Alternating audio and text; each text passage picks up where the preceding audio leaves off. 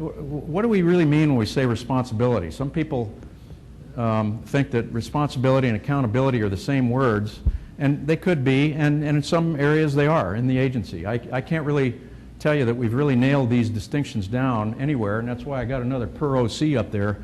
But I'm going to tell you how I think about it, and this has been helpful to me in discussions on governance and that sort of thing.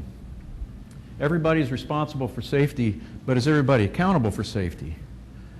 And the way I deal with that is responsibility means, is this thing in scope? Whatever it is. Safety? Yes, it's in scope. It turns out safety is in everybody's scope. Nobody's relieved from the responsibility for safety at all in the agency. You sign up to join NASA, you are responsible for safety. But what are you accountable for? Okay, safety. If we put numbers on these things, I'd say accountability, okay, these go from a 0 to a 1. Everybody's responsible for safety. Everybody in the agency gets a 1 here. What about authority? This is not plus, by the way. These are times. In other words, if somebody has zero authority, they don't have any accountability for safety.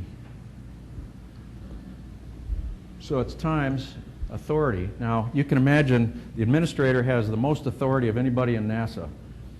The fresh out that just joined us, and they're in the very first day of welcome aboard, they have the least authority in NASA, but they still have some authority.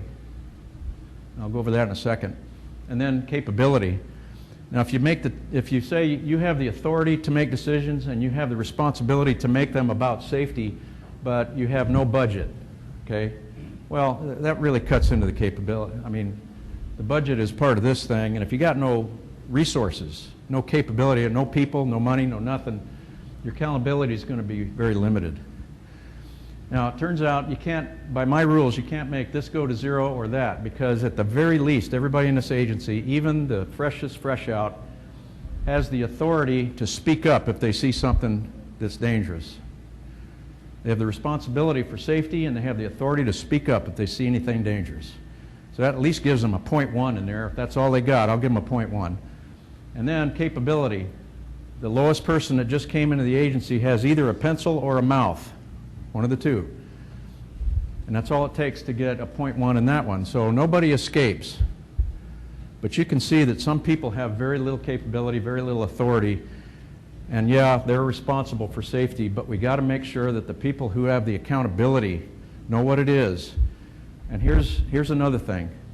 I hear people talking about delegating accountability. You can't do that. That's a foul in my lexicon.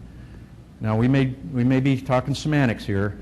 I think it's okay to delegate authority, but when you do that, your accountability has not changed at all. All you did was give someone else the authority to speak for you, and you better trust them, because that's your words coming out of their mouth when you do that. You cannot delegate your accountability.